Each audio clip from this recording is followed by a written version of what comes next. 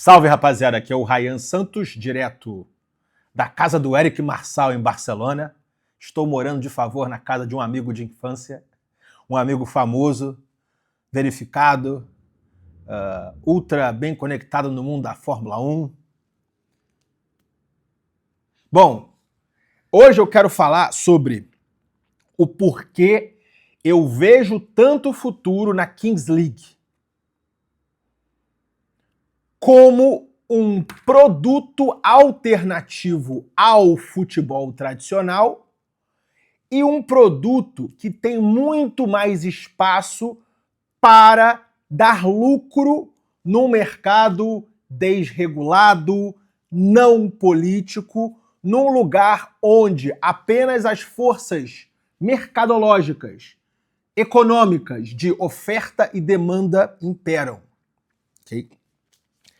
Calma, que eu vou explicar isso em termos muito mais simples do que, falar de econometria, de microeconomia, de oferta e demanda. Tá? Eu quero começar com uma entrevista do Pedrinho BH, dono do Cruzeiro, que ele basicamente abriu o coração e disse: caralho, eu fiz um péssimo negócio comprando o Cruzeiro. E ele disse isso baseado nas péssimas contratações que ele fez aí do ano passado para cá. Vamos ler aqui certos como é que fala? Trechos da entrevista do Tempo. Vamos lá.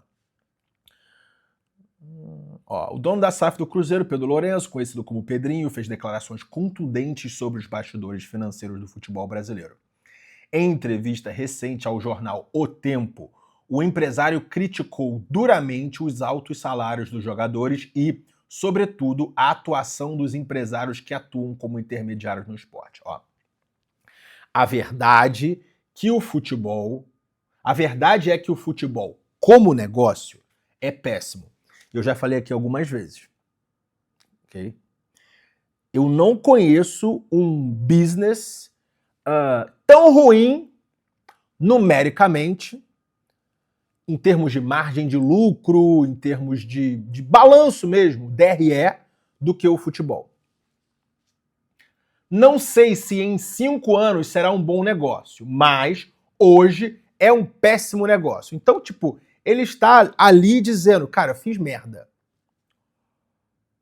Por quê? Porque, cara, futebol é um investimento de coração. Você tem as suas memórias de infância, você tem o hype da mídia que vem junto, mas assim, não existe gente que ganhou dinheiro com o futebol, comprando time de futebol, gerindo time de futebol. E se você for burro o suficiente para tentar me refutar com exceções, você vai falhar miseravelmente. Tá? Lembre-se, a exceção é o exemplo do burro. Vamos continuar aqui. Eu não estou acostumado com os salários que ganham os jogadores. As falas do mandatário cruzeirense refletem descontentamento com a atual estrutura de custos que envolve a gestão de um clube profissional. Pedrinho também destacou que considera um dos principais problemas do setor as comissões pagas a empresários. Segundo ele, há casos que agentes exigem 10% dos vencimentos mensais dos atletas. Salário de 2 milhões, ele leva 200 mil todos os meses. E quem paga sou eu. Cara, eu achava que essa comissão, em cima do salário, o próprio atleta dava pro empresário, não sabia dessa não.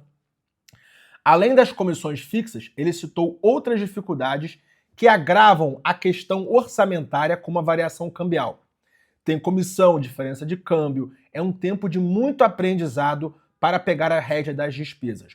O futebol é desproporcional, afirmou o dirigente, sinalizando os desafios que enfrenta à frente do clube mineiro.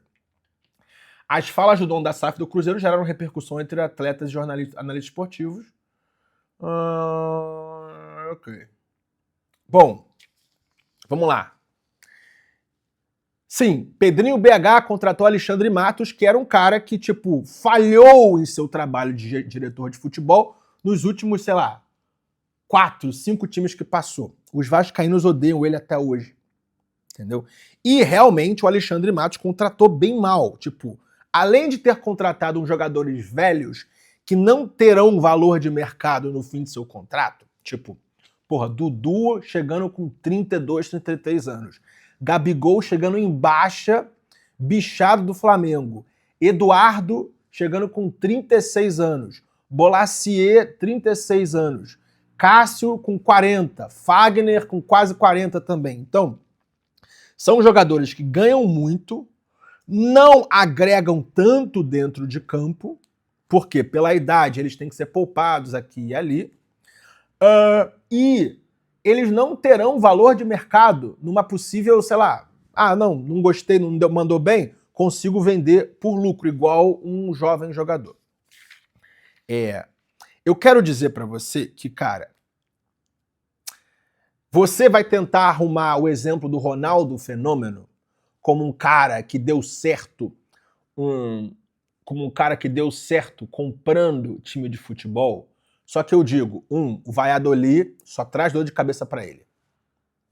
E o Cruzeiro, quando ele era dono do Cruzeiro, supostamente ele era apenas um testa de ferro de um outro grupo. Tá?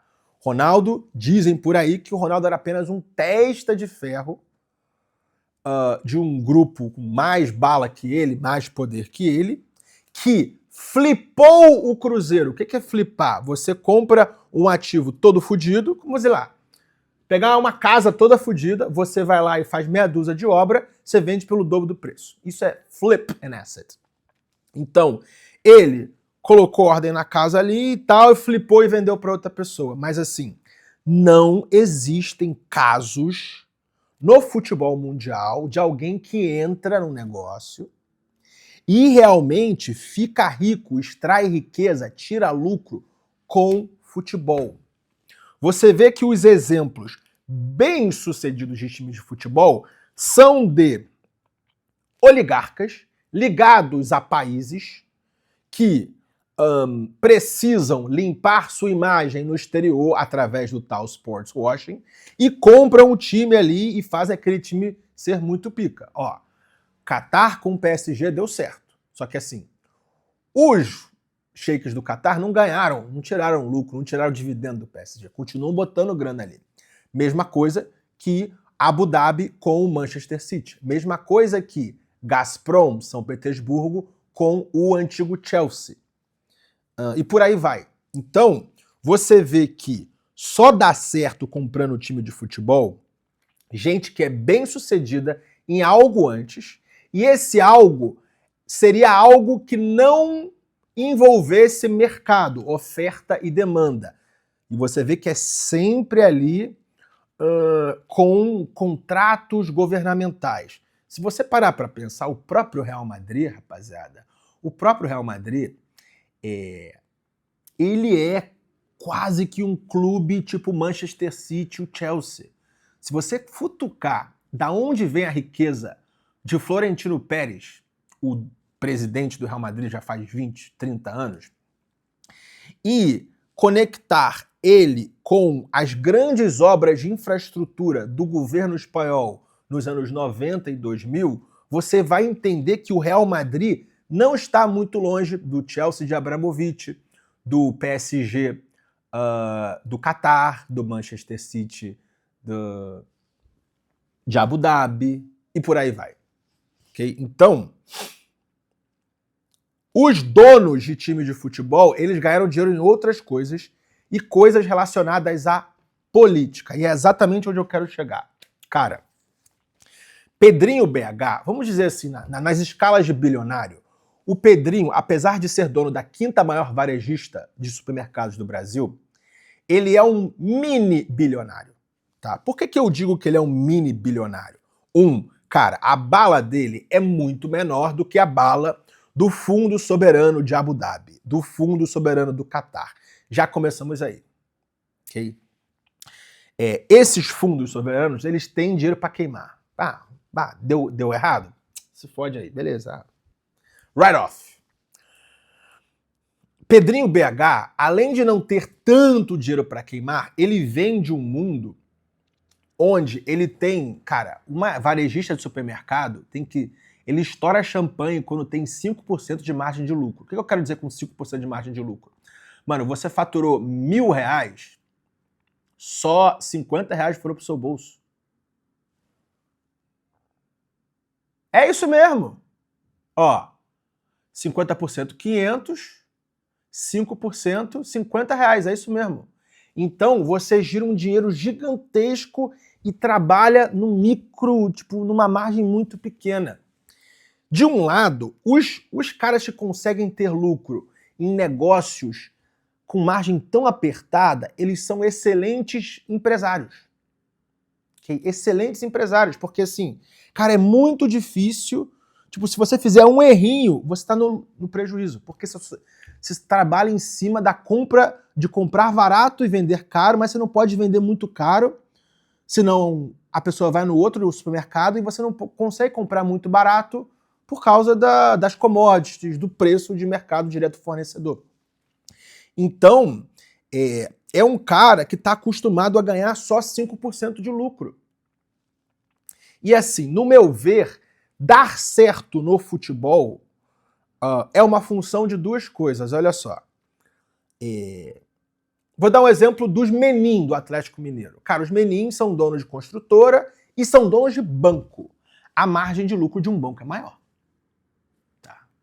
O banco, ele tem mais carne para queimar. Então, a gente já falou de mini bilionário, a gente falou de grande bilionário. O Menin, ele está mais perto do grande bilionário, porque a margem de lucro dele, tanto no banco quanto na construtora, ela é mais açucarada, é mais fácil ganhar dinheiro nesse tipo de negócio. Então, esse cara aqui, tipo o Menin, ele também tem um pouco mais de carne para queimar, não ali no microzinho igual o dono do supermercado BH. E aí, mano, aonde eu entro na construção civil e no banco? Que a construção civil e o banco, eles têm muito mais a ver com Catar, Abu Dhabi e Rússia do que Pedrinho, BH e os supermercados. Por quê? Olha só. Cara, já temos a conclusão de que futebol não é oferta e demanda. Não é mercado. Não pode ser tocado com o profissionalismo de uma empresa do mundo real. Futebol está muito mais para política do que para mercado. E quem mexe com banco tem um mergulhinho na política. E construção civil também. Por causa de licenças. Quem mexe com banco, construção civil, está mais perto da política do que quem compra o arroz tio João a R$ 6,79 para revendê-lo a R$ 7,05. Entendeu? Então, cara, o Pedrinho BH está chegando à conclusão, meio que tarde demais, tinha que ter feito o due diligence dele antes de... Caralho, não consigo ver o futebol como um negócio. Porque essa porra não dá lucro agora, não vai dar lucro nunca. E aí que eu entro com a Kings League. Cara, olha só. A Kings League, ela, além de ter mais audiência do que um jogo de Série B aí de uma terça-noite, ok? Além de comprar essa audiência barato porque streama nos canais dos presidentes dos clubes ao mesmo tempo, então tem um público gigantesco ali, sem gastar muita coisa, o próprio presidente teve que chegar ali e comprar o time dele. A grande vantagem que eu vejo da Kings League versus o futebol tradicional cara, enquanto o Gabigol ganha 2,5 milhões por mês para não fazer porra nenhuma, que, cara, o Gabigol tá devendo pra caraca nos últimos 2 anos do Flamengo e esse ano com o Cruzeiro. Tá? Eu tenho amigos cruzeirenses que já estão de saco cheio do Gabigol.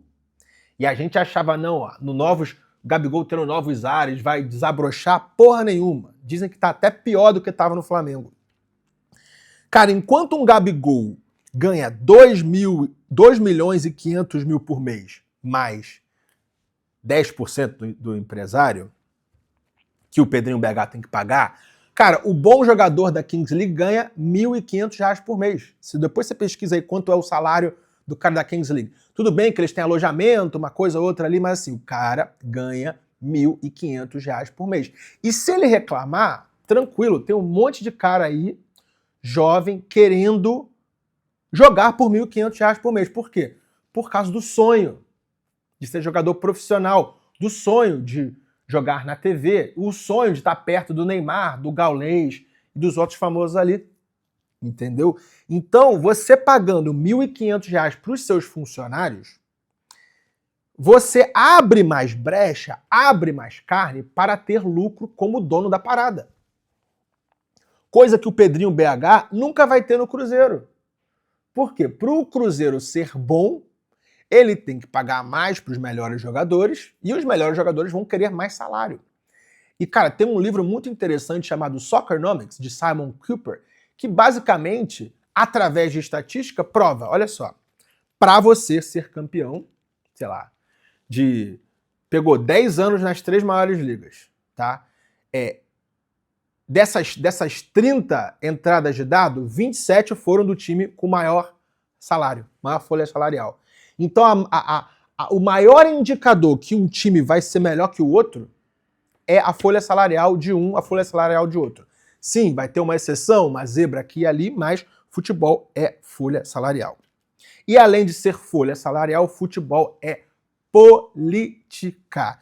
E não tem lugar para empresários de bem. Tá? Por que eu digo empresários de bem, como o Pedrinho BH? Cara, porque é um cara que ganha dinheiro com oferta e com demanda. Business, empresa pura, tá? Comprar barato e vender caro. Ele não ganha dinheiro com conchavo do governo, com levando juiz para jantar no exterior, fazendo contatos em Brasília e tal e coisa. Você entendeu a minha referência? Okay? Mundo de bancos, mundo de construção civil, é mais assim. Então, esse pessoal do mundo de bancos, de construção civil, eles estão mais aptos a tocar um time de futebol, tanto pela margem quanto pela experiência, do que um cara da economia real. Bom, quero saber o que vocês acham sobre isso aqui, se o Pedrinho BH do Cruzeiro fez merda, se você concorda comigo que existe muito mais espaço para um dono de time ter lucro numa Kings League do que no futebol tradicional. E queria saber de você o que você acha dessa minha volta ao canal falando sobre tópicos abertos e não apenas respondendo perguntas dos nossos seguidores herdeiros que mandam 150, 200 reais no Super Thanks. Tamo junto, é só o começo, rapaziada. Um abraço aqui direto de Barcelona.